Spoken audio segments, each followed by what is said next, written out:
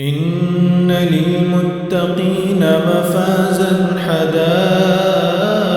وأعنابا وكواعب أترابا وكأسا دهاقا لا يسمعون فيها لغوا ولا كذابا جزاء من ربك عطاء حسابا